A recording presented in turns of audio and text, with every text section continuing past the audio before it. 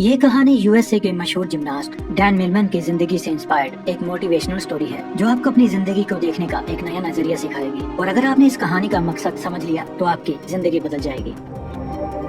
Dan Milman को एक रात बुरा सपना आता है जिसमें वो ट्रैम्पोलिन के मुश्किल स्टंट्स परफॉर्म कर रहा था। उसकी परफॉर्मेंस बहुत अच्छी जा रही थी, लेकिन जैसे ही वो फ्लिप्स करके लैंड करता है तो उसका एक पैर टूटकर कांच के टुकड़ों की तरह बिखर जाता है। उसकी हालत देखकर सब डर जाते हैं, लेकिन एक रहस्यमय आदमी बड़ी शांति से उन टुकड़ों को इकट्ठा करने लगता है जिसने भूरे रंग के जूते पहने हुए थे। डैन घबराकर नींद से जाग जाता है। तब रात के 3 बज रहे थे और वो खुद को शांत करने के लिए बाहर वॉक करने चला जाता है। वॉक के दौरान वो एक गैस स्टेशन पर पहुंचता है जिसके साथ एक ग्रोसरी स्टोर था। वो वहां से कुछ सामान लेता है। तभी एक बूढ़ा आदमी अंदर आता है जिसने बिल्कुल वैसे ही जूते पहने थे जैसे डैन ने अपने सपने में देखे थे। डैन उसे कहता है कि तुम्हारे पैरों में अलग अलग जूते हैं। जवाब में वो आदमी कहता है कि इनमें से एक जूता नया है और दूसरा पुराना। फिर डैन स्टोर से बाहर आ जाता है और वो आदमी भी बाहर एक कुर्सी पर बैठ जाता है। पर अगले ही पल जब डैन पीछे मुड़कर उस आदमी को देखता है तो वो आदमी स्टोर की छत पर पहुंच चुका था, जो काफी शॉकिंग था क्योंकि एक बूढ़े आदमी के लिए बिना किसी सहारे के इतनी जल्दी छत पर पहुंच जाना नामुमकिन बात थी। डैन उससे पूछता है कि उसने ऐसा कैसे किया, लेकिन वो आदमी रहस्यमय ढंग से चुपचाप उसकी ओर देखता रहता है। तो डैन वहाँ से चला जाता है। फिर डैन कॉलेज में ट्रैम्पोलिन की प्रैक्टिस करने के लिए जाता है।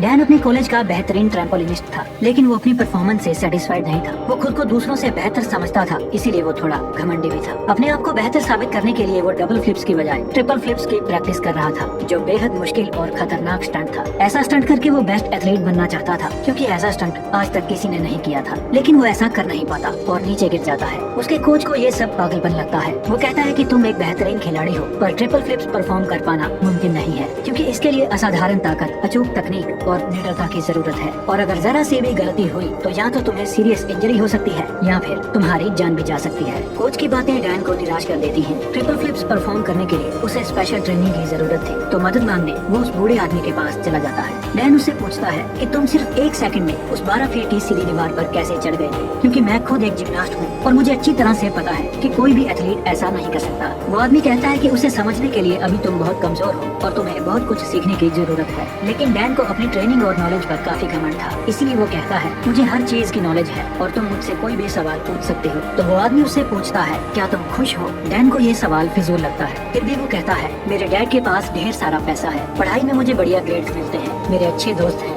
मैं देखने में भी सुंदर हूँ और लड़कियाँ मुझे पाने के लिए मरती हैं। जवाब में वो आदमी कहता है कि अगर तुम्हारे पास सब कुछ है तो फिर तुम रात में सो क्यों नहीं पाते, क्योंकि कल भी तुम रात के 3 बजे मेरे पास आए थे और आज फिर तुम 3 बजे यहाँ आए हो। उसकी बातें सुनकर डैन उसकी तुलना महान फिलोसफर सोक्रेटिस के साथ करने लगता है और उसे सोक्रेटिस के नाम से ही बुलाने लगता है। इसके बाद वो आदमी पूछता है कि अगर तुम ओलंपिक टीम का हिस्सा न होते तो तुम क्या करते। ये सवाल डैन को अंदर से हिला कर रख देता है, क्योंकि उसने ओलंपिक के अलावा कुछ भी सोचा नहीं था। पर उस आदमी ने ये सवाल पूछा क्यों। डैन को लगता है कि वो आदमी संकी है, तो घबराकर डैन वहाँ से चला जाता है और उसे भूलने की कोशिश करने लगता है। अपनी रोजमर्रा की जिंदगी की तरह वो अपने दोस्तों के साथ क्लब में एंजॉय करता है, शराब पीता है और लड़कियों को इम्प्रेस करके रात में उनके साथ वक्त बिताता है। और इसी दौरान अचानक से सिर्फ एक पल के लिए सोक्रेटिस उसके सामने आ जाता है, जो एक इशारा था ताकि डैन अपनी हरकतें सुधार सके। तो डैन सोक्रेटिस से मिलने उसके पास चला जाता है। उन दोनों में थोड़ी बातचीत के बाद जॉय नाम की लड़की खाना लेकर आती है। फिर वो दोनों खाना खाने लगते हैं। तब डैन अपने मुंह में खाना ठूसने लगता है और जल्दी जल्दी खाने लगता है, लेकिन सोक्रेटिस कहता है कि तुम्हें अपना खाना आराम से एंजॉय करके खाना चाहिए। वो कहता है कि तुम में बहुत सी गलत आदतें हैं और अगर तुम मुझसे ट्रेनिंग करना चाहते हो तो no TV, no meat, no alcohol, no drugs and no physical relationships. लेकिन डैन को अपनी ट्रेनिंग पर काफी घमंड था, तो सोक्रेटिस उसे सिर्फ 5 मिनट के लिए स्क्वाट पोजीशन में खड़ा रहने के लिए चैलेंज करता है, जो देखने में तो सिंपल लगता है, लेकिन उन 5 मिनट में डैन का सभ्य जवाब देने लगता है और वो टेबल से गिर जाता है। अपना घमंड टूटने और खुद को बेइज्जत महसूस करने के बाद डैन गुस्से में वहाँ से जाने लगता है। तो सोक्रेटिस कहता है सेल्फ एक्सपीरियंस हमें बहुत सी नई चीजें सिखाता है, हमारे अंदर हर सवाल का जवाब है, इसीलिए बाहर से सोचना बंद करो और अपने अंदर अपने सेल्फ एक्सपीरियंस से उनके जवाब ढूंढो। फिर तुम्हें पता चलेगा कि तुम रात को इसलिए नहीं सो पाते क्योंकि तुम अंदर से खाली हो और तुम्हें खुद के खालीपन से डर लगता है।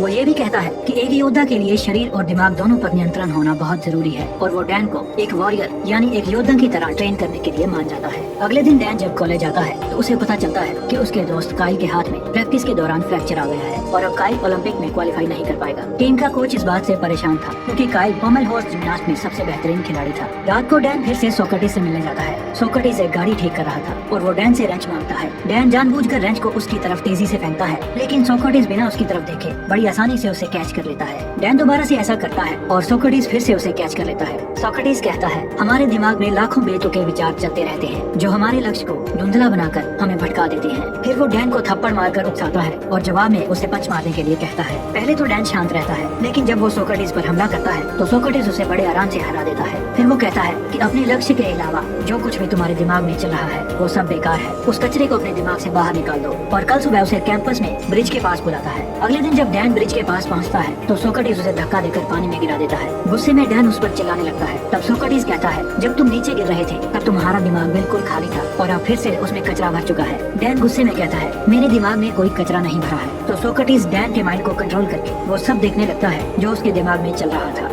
फिर वो कहता है, अगर तुम अपना ध्यान इन फिजूल के विचारों में रखोगे तो तुम प्रेजेंट मोमेंट को जी नहीं पाओगे, और जब तुम अपना सारा ध्यान प्रेजेंट मोमेंट पर रखोगे तो फिर तुम्हें पता चलेगा कि तुम क्या क्या कर सकते हो और कितने अच्छे से कर सकते हो। काइल को चोट लगने के बाद कोच पॉमेल हॉर्स की परफॉर्मेंस के लिए सब खिलाड़ियों का टेस्ट ले रहा था। इस दौरान डैन सोक्रेटिस के सिखाए तरीके से अपने ध्यान को फोकस करने में कामयाब हो जाता है और पूरे फोकस के साथ पॉमेल हॉर्स की एक्सीलेंट परफॉर्मेंस करके दिखाता है जो शायद काइल से भी बेहतर थी। सब लोग डैन की वो परफॉर्मेंस देखकर हैरान रह जाते हैं। फिर उस रात डैन सोक्रेटिस को सारी बात बताता है। वो बहुत खुश था, उसे अपनी परफॉर्मेंस पर नाज था क्योंकि दूसरे खिलाड़ी उससे जलने लगे थे, लेकिन सोक्रेटिस को उसकी बातों में कोई दिलचस्पी नहीं थी। वो कहता है कि तुम अभी भी पास्ट में जी रहे हो और तुम्हें अपनी परफॉर्मेंस पर घमंड भी है, इसका मतलब तुम अभी कुछ नहीं सीखे। इतना कहकर वो उसे घर जाने के लिए कहता है और आज रात उसे कुछ भी सिखाने से मना कर देता है। लेकिन यहाँ कुछ अजीब होता है। डैन वहाँ छुपकर सुबह होने का इंतजार करता है और सोक्रेटिस का पीछा करने लगता है। सोक्रेटिस डैन के कॉलेज में प्रैक्टिस रूम के अंदर चला जाता है और शेड के एक पोल पर बैठ जाता है। जब डैन उसके पास जाकर बैठता है तो वो महसूस करता है कि वो सब खिलाड़ियों के दिमाग को पढ़ने लगा है, जो उनके दिमाग में चल रही बातों को सुन सकता है। और हैरानी तो तब होती है जब डैन खुद को उस प्रैक्टिस हॉल में आता हुआ देखता है।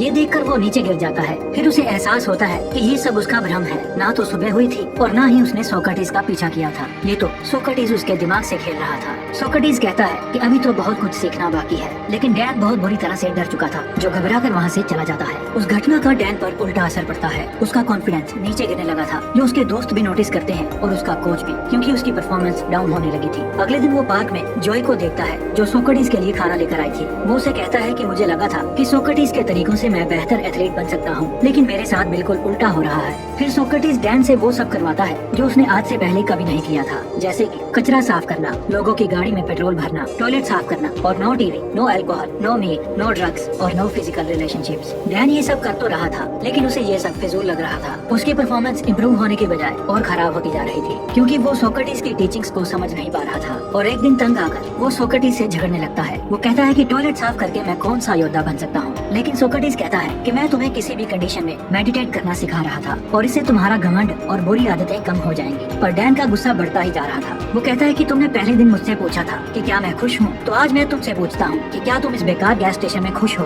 दरअसल डैन को लगता है कि सोक्रेटिस एक लूजर है जो अपनी जिंदगी में ज्यादा पैसे कमाकर कामयाब नहीं हो पाया, और उसकी फिलोसफी से भरी बातें सुनकर वो गलती से उसके जाल में फंस गया है। सोक्रेटिस उसे अपने इमोशंस को कंट्रोल करने के लिए कहता है, लेकिन डैन तो उसकी एक भी सुनने को तैयार नहीं था और गुस्से में वो सोक्रेटिस से कहता है कि मैं अपनी खुशी खुद ही तलाश कर लूंगा, और अपनी ट्रेनिंग छोड़कर वहाँ से चला जाता है। अफसोस डैन ये समझ नहीं पाया कि सोक्रेटिस उसे सर्विस टू अदर्स यानी निस्वार्थ भाव से दूसरों की सेवा करना सिखा रहा था, जिससे उसका घमंड कम हो सकता था। खैर, डैन ने फिर से अपनी पुरानी लाइफस्टाइल को अपना लिया था, जैसे कि क्लब में शराब पीना, मीट खाना, लड़कियों के साथ सोना और तेज रफ्तार मोटरसाइकिल चलाना। और एक दिन जब वो अपनी तेज रफ्तार मोटरसाइकिल पर बैठकर कहीं जा रहा था, तब उसका एक गाड़ी के साथ एक्सीडेंट हो जाता है और वो कुछ फीट हवा में उछलकर दूर जाकर गिरता है। तब कांच के टुकड़े वैसे ही टूटते हैं जैसा उसने अपने सपने में देखा था। फिर हॉस्पिटल में डॉक्टर उसे बताता है कि उसकी दाहिनी टांग की हड्डी सिर्फ टूटी नहीं है, बल्कि वो चकनाचूर हो चुकी है, जिसके अलग अलग 17 फ्रैक्चर हो चुके हैं, और इसी वजह से ऑपरेशन के दौरान उसकी टांग में एक स्टील की रोड भी डालनी पड़ी है। डॉक्टर कहता है कि अगर तुमने ठीक से अपना ख्याल रखा तो तुम 1-2 महीनों में अपने पैरों पर चलने लगोगे,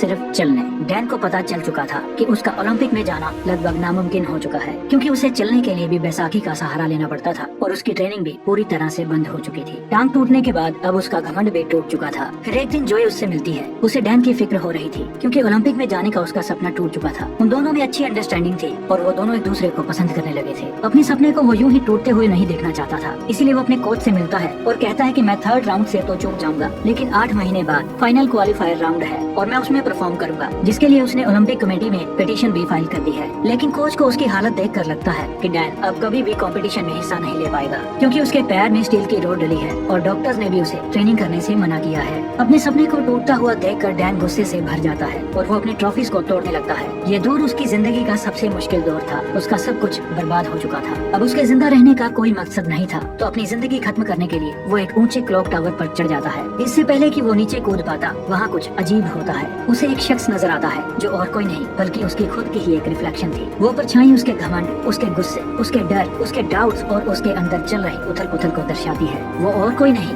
बल्कि उसी के अंदर का शैतान था। वो डैन को नीचे कूदने के लिए खींच रहा था। डैन समझ जाता है कि अगर वो अपने अंदर की सभी बुराइयों को खत्म कर देगा तो उसके अंदर शांति आ जाएगी। तभी वो शैतान नीचे गिरकर हमेशा के लिए खत्म हो जाता है। लेकिन ये सब तो बस उसका एक सपना था। वो शैतान तो अभी भी उसके अंदर ही था। उसने अपने सपने के जरिए अपनी जिंदगी की सच्चाई को देखा था, तो मदद मांगने वो सोक्रेटिस के पास चला जाता है। डैन सोक्रेटिस के पास जाकर रोने लगता है। सोक्रेटिस कहता है हर चीज का एक मकसद होता है। वो डैन से कहता है कि अब तुम्हें अपने सवालों के जवाब अपने अंदर से ही ढूंढने पड़ेंगे और जब तक तुम्हें अपने अंदर से कोई खास जवाब नहीं मिलता तब तक तुम उस पुरानी कार के ऊपर बैठे रहो। डैन वहाँ बैठकर सोचने लगता है। उसके पास टाइम तो बहुत था, लेकिन वो क्या सोचे उसे ये मालूम नहीं था। वो बार बार अपने नए जवाब के साथ सोक्रेटिस से मिलता है, लेकिन हर बार सोक्रेटिस उसके जवाब से सेटिस्फाई नहीं होता। फिर सारी रात सोचने के बाद जब सुबह वो एक कपल को देखता है तो उसे अपना जवाब मिलता है कि हमारी जिंदगी का एक एक पल बहुत खास है, हमें अपनी जिंदगी की कदर करनी चाहिए। उसका ये जवाब सुनकर सोक्रेटिस खुश हो जाता है। डैन को अपनी जिंदगी की कीमत पता चल चुकी थी। अब क्लॉक टावर से कूदने के ख्याल उसके दिमाग में नहीं आएंगे।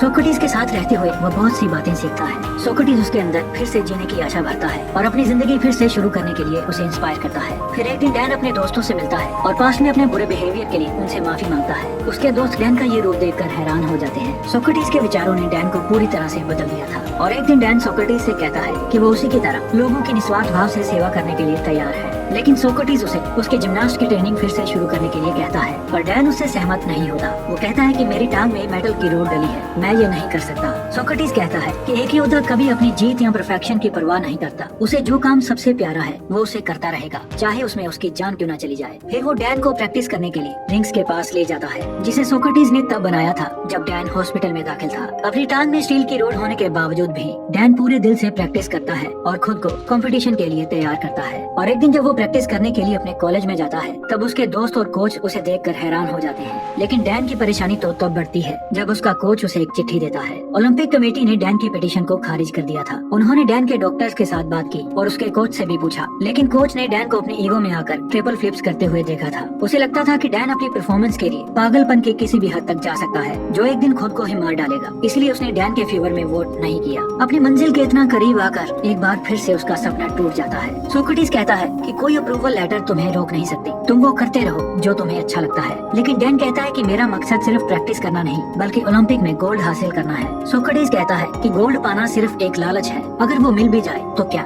जब तक तुम अंदर से खुश नहीं हो कोई भी बाहरी चीज तुम्हें खुशी नहीं दे सकती। सोक्रेटिस उसे अपने इमोशंस को कंट्रोल करने के लिए कहता है, लेकिन डैन काफी अपसेट था। वो नाराज होकर सोक्रेटिस से कहता है कि मैं अपना सब कुछ छोड़ने के लिए तैयार था, लेकिन तुमने मुझे फिर से प्रैक्टिस शुरू करने के लिए कहा। वो काफी परेशान हो चुका था, उसे कुछ समझ नहीं आ रहा था, तो अपने अंदर से जवाब ढूंढने के लिए वो उस पुरानी कार पर बैठ जाता है। सोक्रेटिस उसकी तड़प को देखता है और उसे कल सुबह अपने साथ पहाड़ी पर चलने के लिए कहता है जहाँ कोई खास चीज है। फिर अगली सुबह बुरी तरह थका देने वाला 4 घंटों का लंबा सफर तय करके जब वो पहाड़ी की चोटी पर पहुँचते हैं तो डैन सोक्रेटिस से पूछता है कि बताओ तुम मुझे क्या दिखाना चाहते थे, ये पहाड़, ये नजारा या फिर कुछ और। तो सोक्रेटिस उसके पैरों के पास पड़े एक पत्थर की ओर इशारा करता है और कहता है कि मैं तुम्हें ये पत्थर दिखाने के लिए यहाँ लाया हूँ। इतना सुनने के बाद डैन निराश हो जाता है। वो कहता है कि लगातार 4 घंटों से इतना लंबा सफर तय करके हम यहाँ इस मामूली पत्थर को देखने आए हैं। फिर उसे एहसास होता है कि सोक्रेटिस उसे कुछ समझाना चाहता है। थोड़ी देर सोचने के बाद वो समझ जाता है कि जब तक उसे मंजिल के बारे में पता नहीं था तब तक वो अपना सफर एंजॉय कर रहा था और वो खुश था। लेकिन जैसे ही वो मंजिल तक पहुँच गया उसकी खुशी खत्म हो गई, क्योंकि जो खुशी सफर में है वो मंजिल को पाने में नहीं। डैन ये भी समझ चुका था कि उसका गोल हासिल करने का सपना भी इस पत्थर के समान ही है, जिसे हासिल करने या ना करने से कोई फर्क नहीं पड़ता, क्योंकि असली खुशी तो सफर के दौरान है। और अपने सफर को एंजॉय करते हुए वो बिना किसी की परवाह किए प्रैक्टिस हॉल में प्रैक्टिस करने लगता है। उसकी बेहतरीन परफॉर्मेंस देखकर सब हैरान हो जाते हैं और उसका कोच उसे फाइनल क्वालिफायर राउंड में ले जाने के लिए मान जाता है। डैन अपनी टीम के साथ सोक्रेटिस को भी ले जाना चाहता था, लेकिन जब वो गैस स्टेशन पहुंचता है तो वो देखता है कि सोक्रेटिस वहां से जा चुका है और उसके जगह आज ही एक नया लड़का आया है। वो गैस स्टेशन के अंदर जाकर भी देखता है, लेकिन सोक्रेटिस का कोई भी नामो निशान नहीं था। शायद वो अपना काम पूरा कर चुका था। फिर क्वालिफायर राउंड में डैन अपनी परफॉर्मेंस करता है। उसका अपने दिमाग पर पूरा कंट्रोल था। उसे गोल्ड पाने का लालच या डर नहीं था। वो तो बस इस पल को एंजॉय कर रहा था। एक्सीडेंट के बावजूद भी उसकी ऐसी परफॉर्मेंस देखकर सब लोग बहुत ज्यादा हैरान थे। इसके बाद डैन ने बर्कली की टीम के साथ अपना पहला नेशनल टाइटल जीता और उसने जॉय के साथ शादी भी कर ली थी। और बाद में डैन ने अपनी जिंदगी पर किताब लिखी जिसका नाम था way of the peaceful warrior, जिसने लाखों लोगों की जिंदगियों को बदल दिया। और ये मूवी इसी किताब पर आधारित है।